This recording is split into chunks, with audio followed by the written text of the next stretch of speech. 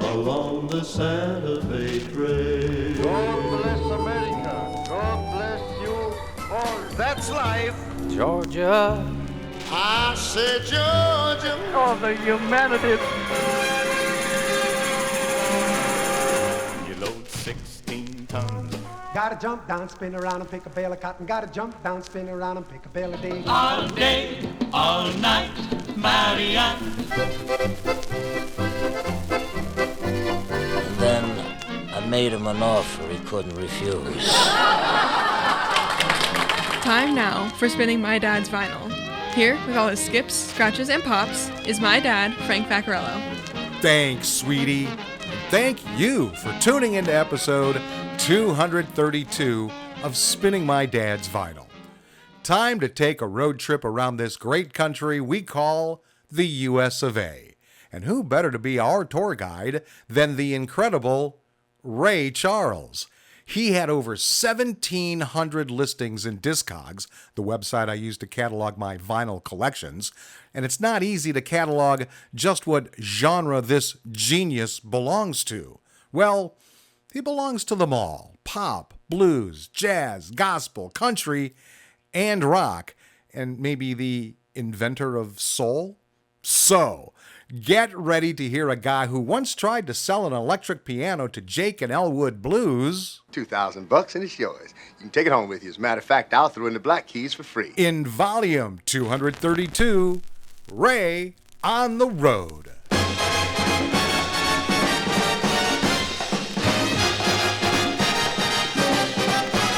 I'm Alabamy bound. Don't want no heebie-jeebies hanging around. Just gave the meanest chicken man on earth. Whoa, all I'm worth. To plant my tootsies in an upper berth. To hear that choo-choo sound. I know that soon we're gonna cover ground. So I will shout it so the world can know. Here I go. I'm Alabama bound.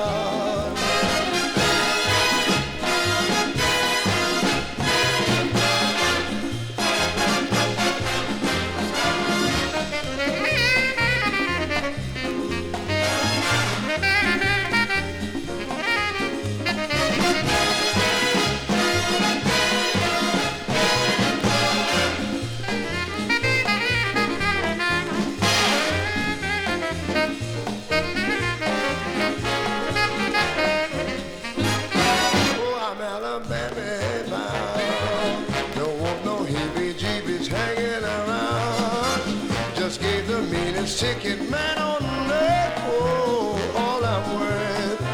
To plant my tootsies in it above. To hear that choo-choo sound. I know that soon we're gonna cover ground. And then I'll holler so the world can know. Here I go, I'm Alabama bound.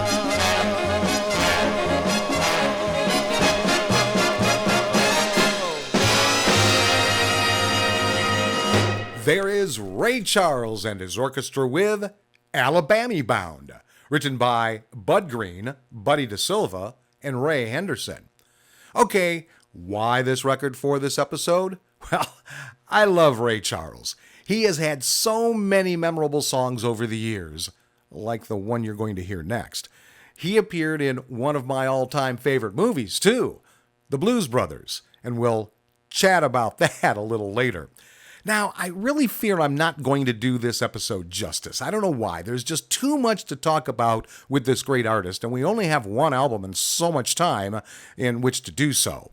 I know I will miss a lot, but I hope you enjoy this road trip nevertheless. Now, we just heard this next song sung a few episodes ago by Willie Nelson. Yes, a popular version, to be sure, but nothing tops the version you are about to hear. In 1960, Ray Charles, a native of Georgia, recorded a version of the 1930 Hoagy Carmichael song that went to number 1 on the Billboard magazine Hot 100. Charles's hit rendition would become the most widely known version of the tune from this time on. In musical parlances, the definitive version. It would also be the song most associated with his musical career. In April 1979, his version of Georgia on My Mind was proclaimed the state song of Georgia, and an emotional Charles performed the song on the floor of the state legislature. Oh, that gives me the chills.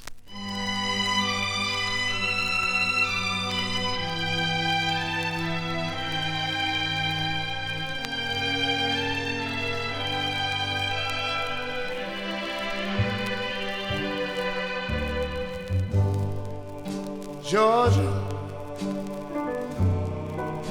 Georgia, the whole day through, just an old sweet song keeps Georgia on my mind. Georgia on my mind. I said, Georgia, Georgia, a song of you comes as sweet and clear as moonlight through the pines.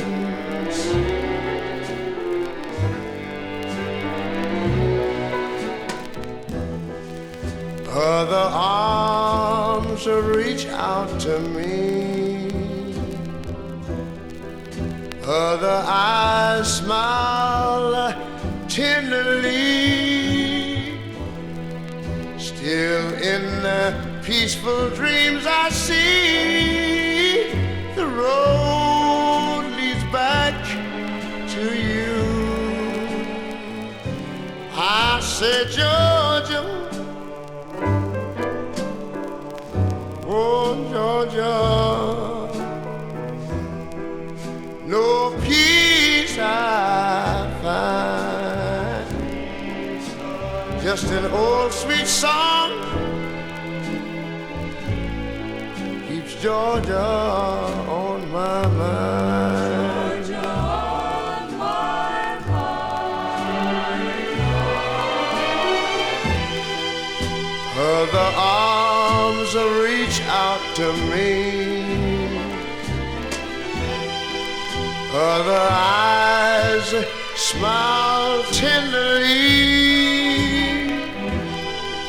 Still in peaceful dreams I see the road leads back to you. Whoa, Georgia, Georgia,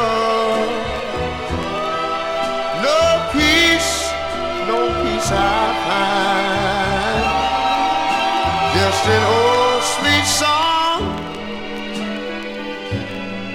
keeps Georgia on my mind. Georgia on my mind. I say just an old sweet song keeps Georgia on my mind.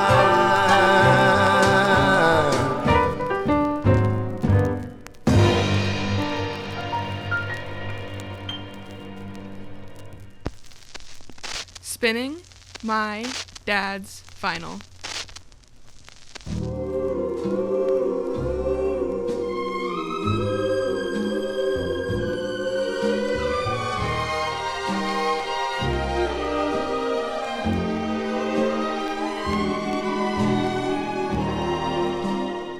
Pennies in a stream, falling leaves a sycamore, moonlight in Vermont. I see finger waves, ski trails on a mountainside, Snowlight in Vermont. Telegraph cables as they sing down the highway and travel each bend in the road. People who meet in this romantic setting are so hypnotized by the lovely evening summer breeze wobbling off the meadowlark. Moonlight in Vermont.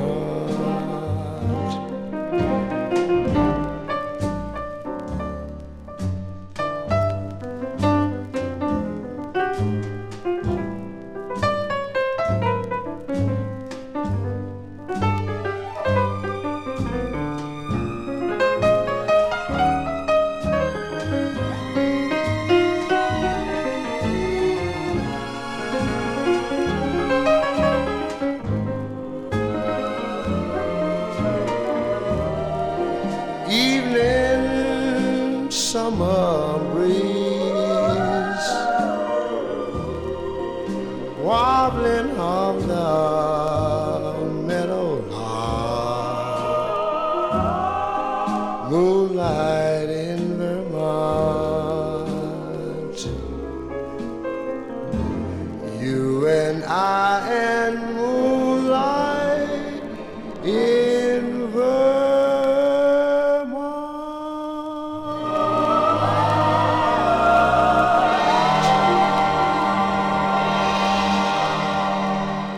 There's another song we just heard Willie sing a few episodes ago, Moonlight in Vermont, written by John Blackburn and Carl Sustorf. And before that, we heard the definitive version of one of the most popular songs in history. It was recorded 1,139 times, according to secondhandsongs.com. Georgia on My Mind, written by Hoagie Carmichael and Stuart Gurrell. Okay, now let me tell you about my dad's vinyl I am spinning for this episode. Ray Charles, The Genius Hits the Road, on the ABC Paramount label, number ABC 335. It's a vinyl LP album mono format. It was released September of 1960. Its genre is jazz, funk, and soul. Funk, really? Its style is rhythm and blues. The music was arranged and orchestra conducted by Ralph Burns. And we will hear 7 of the 12 tunes on this album. Now, there are a ton of liner notes, so I'll read just the first 2 paragraphs. Discovery of the genius of Ray Charles gives the same effect as winning the daily double, making a hole-in-one, or scoring a touchdown. His performance creates a feeling of exhilaration and warmth, and a deeply personal identification with a true artist. His honest singing, with complete immodesty and abandon, makes a familiar standard song an entirely new experience. Ray gives himself wholeheartedly to a song, and his ability to express himself whimsically is a quality envied by persons with less creative talent. When Ray Charles sings, you know there's nothing in this world he'd rather do. He lives a song and does far more for it than it does for him. Whether you consider Ray a pop singer, blues singer, jazz singer, or gospel singer, and he has been declared by experts to be each of these, he has more to offer than perhaps any other artist on today's record scene. Categorizing Ray's style is much less important than simply enjoying the wealth of talent he brings to your own musical environment. To paraphrase, genius by any other name remains the same. Okay, let's see what prices this record is being sold at on Discogs.com. $9.99 for a high, $2 for a low. That gives it a 565 average and a 578 median. It was last sold on April 26, 2025 for $8.50. Now, my dad's record is in poor condition. There is lots of crackling and popping. It includes a couple of big skips, and the last song of this episode had to be re-recorded in order for me to get some of those nasty skips out. The surface does have several blemishes, including 2 large scratches, which are obviously causing the skipping I just mentioned. The cover is in poor condition. Lots of wear and tear. The bottom seam is almost completely separated, and if you're watching the video version of this, you can see that the record can come out the bottom as well as the side. I'll probably put some of my dad's electrical tape on this one after I record this episode. Oddly, there is none of my dad's usual accoutrements. No green magic marker streak or the word stamped, or the stamped word posted on the back cover. And there is no address label on the front, although there is a sticker that looks like it might have been a price tag. So I'll value my dad's vinyl at $1, especially because of its historical importance. Next up is a MASH connection. Haven't done one of those in a while. It's the song that Harry Morgan sang at the end of Season 3, Episode 1, titled The General Flipped at Dawn. He was the general in that one. This was 1 year before Morgan joined the cast for the next 8 seasons. The performance of this song got the general booked into the loony bin on this episode. The performance got Harry Morgan the role as Colonel Potter.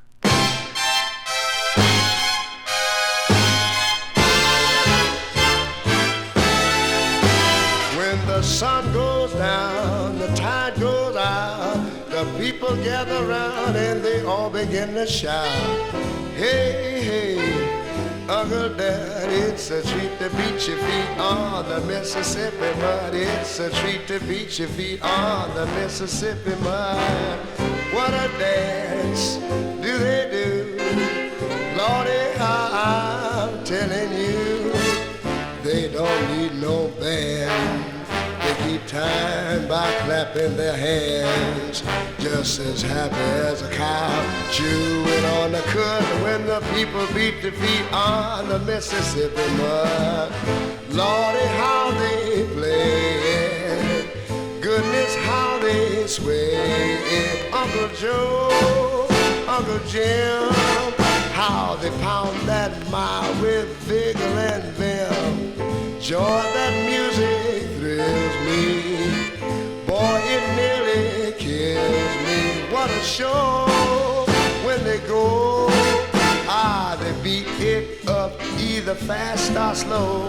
When the sun goes down, the tide goes out, the people gather round and they all begin to shout.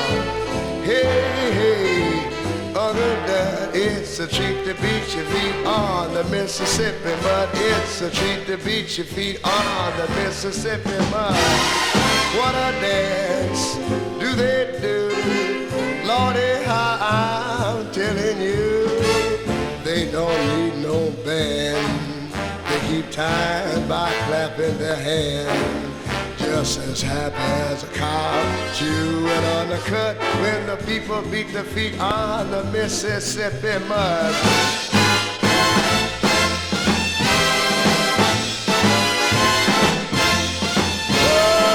Uncle Joe, Uncle Jim, how they pound that mile with vigor and vim.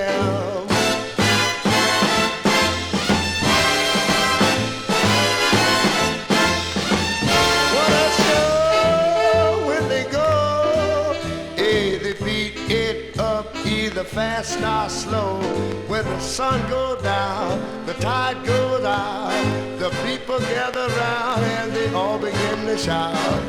Hey, hey, Uncle Dad, it's a treat to beat your feet on the Mississippi mud. It's a treat to beat your feet on the Mississippi mud.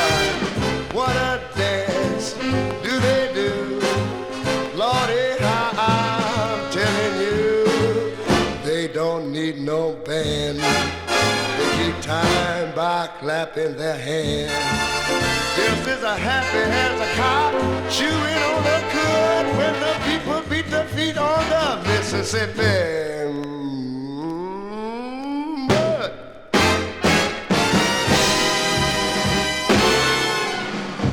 It's a treat to beat your feet on the Mississippi Mud, written by Harry Barris and James Kavanaugh. Okay, let me try to quickly summarize the life of this great musician and genius, as he is called. There is no way I will do him justice. He has one of the longest pages on Wikipedia I've ever seen. Ray Charles Robinson was an American singer, songwriter, and pianist who became one of the most important musicians in history. Born September 23, 1930 in Albany, Georgia, he lost his sight as a child but learned to play many instruments at the Florida School for the Deaf and the Blind. He would read the Braille with his right hand and play with his left, then switch to learn the whole song. As a teenager, Ray started performing in jazz bands around Florida and later joined a group called the Florida Playboys. He moved to Seattle in 1948, where he formed his first trio and recorded his first hit, Confession Blues, which reached number 2 on the R&B charts. Ray Charles was known for blending different types of music like jazz, blues, gospel, country, and pop to create a brand new sound called soul music. In the 1950s and 1960s, he recorded famous songs like I Got a Woman, What I Say, and Georgia on My Mind. His music broke down barriers between genres and helped bring together audiences of all backgrounds. Ray was also one of the first black musicians to have creative control over his music with a major record label, which was a big deal at the time. Ray Charles inspired many other musicians and changed the way people thought about music. He showed that music could cross boundaries and connect people no matter their race or background. His unique voice and piano playing made him a legend, and his songs are still loved today. Ray Charles will always be remembered as the genius who helped shape American music for over 50 years. He died June 10th, 2004. Ray Charles was 73 years old. Next up, not only does he perform this song with the slowest tempo I think I've ever heard it performed at, but I also like the other voice asking all the stupid questions.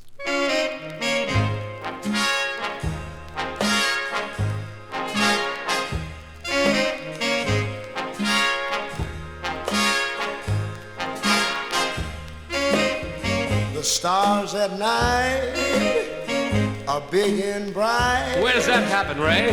Deep in the heart of Texas, the prairie sky is wide and high. Oh, what's that place now? Deep in the heart of Texas, the sage in bloom is like perfume. What's that place again, please? Deep in the heart of Texas, reminds me of the one I love. Now, what place are you talking about? Deep in the heart of Texas, yeah.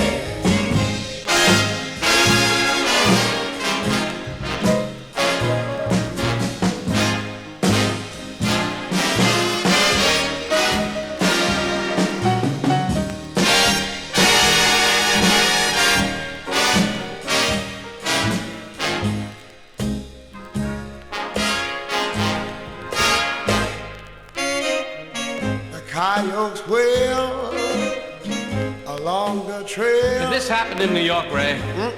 Deep in the heart of Texas, the rabbits rush along the brush. This has to be California. No. Deep in the heart of Texas, the cowboys cry. Can this be Brooklyn? I'm afraid not. It's deep in the heart of Texas. The dog is bald and bald and bald. Now name it for me. Deep in the heart. What'd you say now? I said deep in the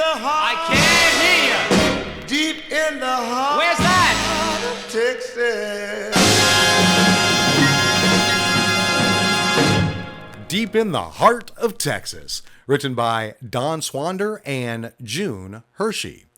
Time now for this episode's interesting side note, and it has to do with Ray's Music Exchange in Chicago.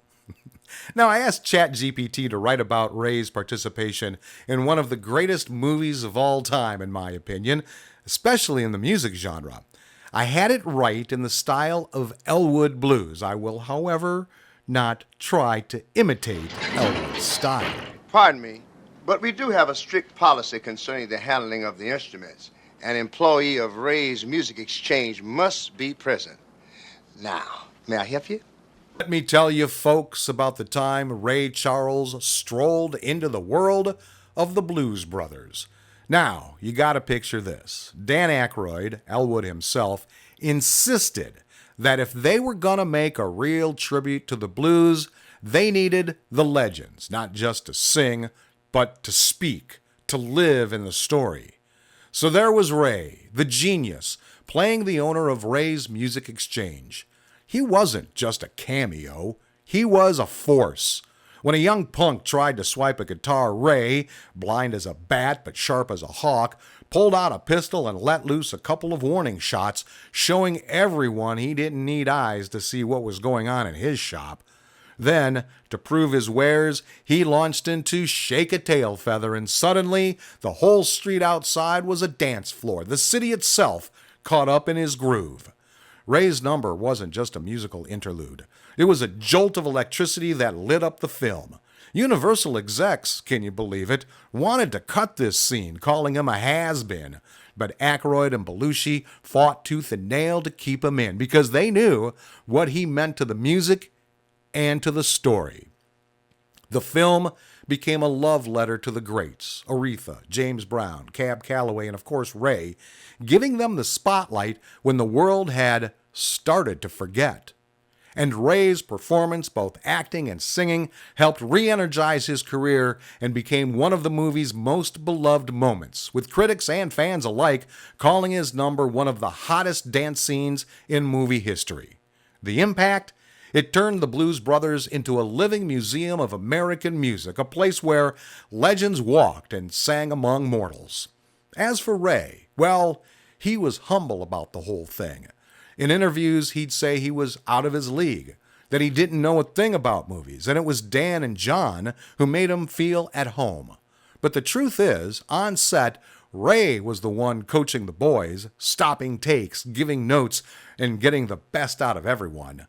Dan Aykroyd himself remembered Ray's musical direction. Quote, no, that's wrong, you're off this, hold the take, good, unquote, and credited Ray with producing the track and shaping their performances.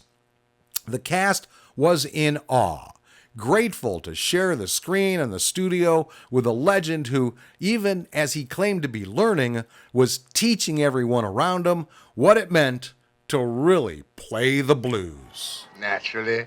And as usual, I gotta take an IOU. Okay, let's head out west.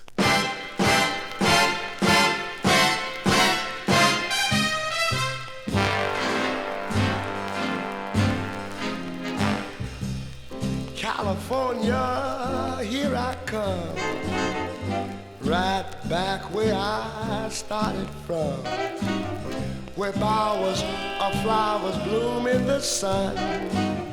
Each morning at dawn and birdies singing, everything a sun-kissed mist said, don't be late. That's why I can hardly wait.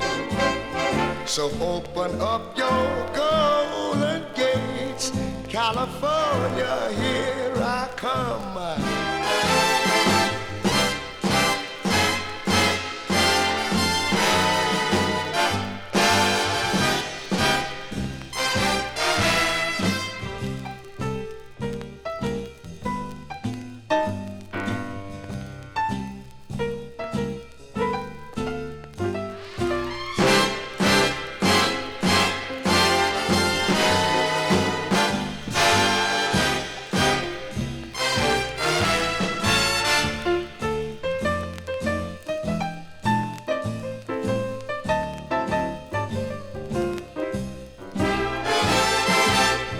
A sun-kissed miss said, don't be late. That's why I can't hardly wait.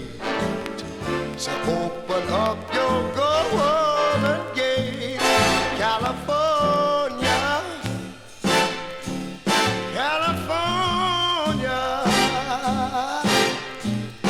California, here I come.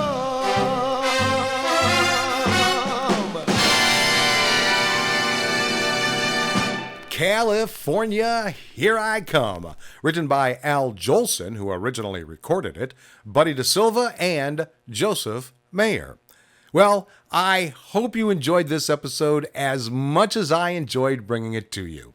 This record was kinda odd to see in my dad's collection because he really wasn't into rock and roll, and I would really say this was more rock and roll compared to the rest of the albums in his collection.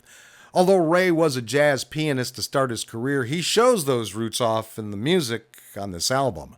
Again, that's maybe why I think it could have been my mom's. I don't remember this album cover from my growing up days in the house, which leads me to believe that he probably, or my mom probably, bought this at a used record place well after I left the house. I love the cover. It's Ray wearing a red shirt and his trademark sunglasses, sitting behind an open piano. You can see some of the hammers and strings along the bottom of the cover. To the left is a very MASH-like signpost pointing in the different directions all the locations he sings about are located.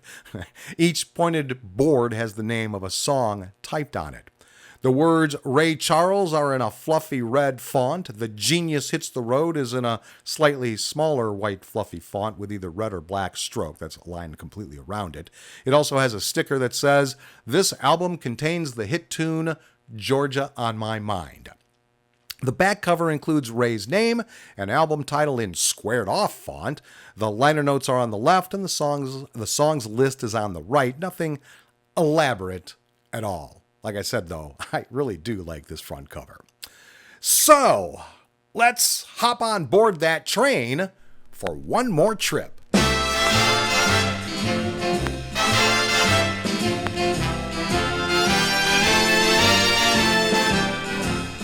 Pardon me, boy, is that the Chattanooga Choo-Choo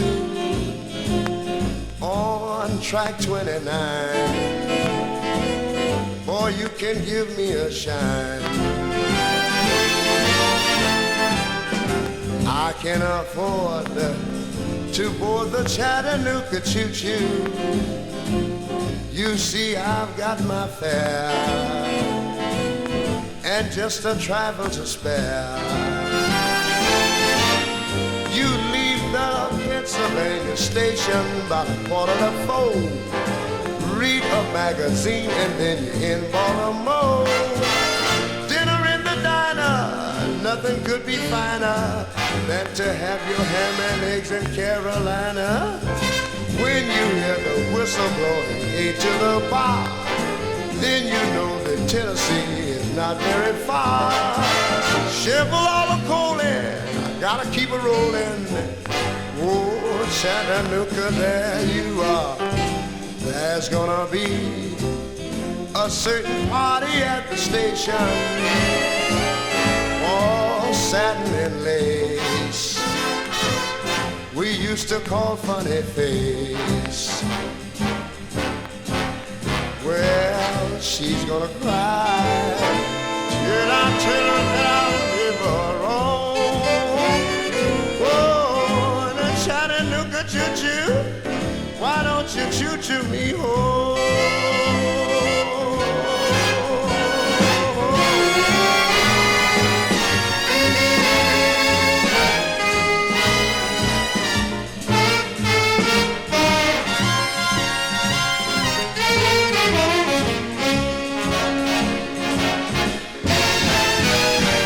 There's gonna be a certain party at the station, all satin and lace. We used to call Funny Face. Well, she's gonna cry till I'm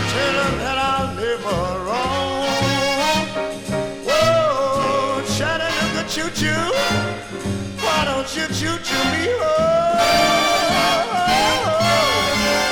Yeah, Chattanooga Choo-Choo, why don't you choo-choo me home? All aboard, all aboard.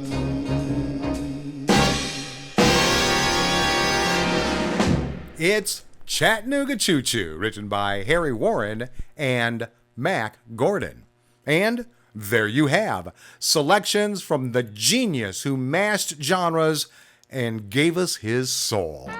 So thanks for tuning into Volume 232 Ray on the Road, however you did. If you want more information about this show, head over to spinningmydadsvinyl.com. I'll be back next week with all my skips, scratches, and pops for Volume 233, Frank's Life for Father's Day. Until then, go with the flow, my friends.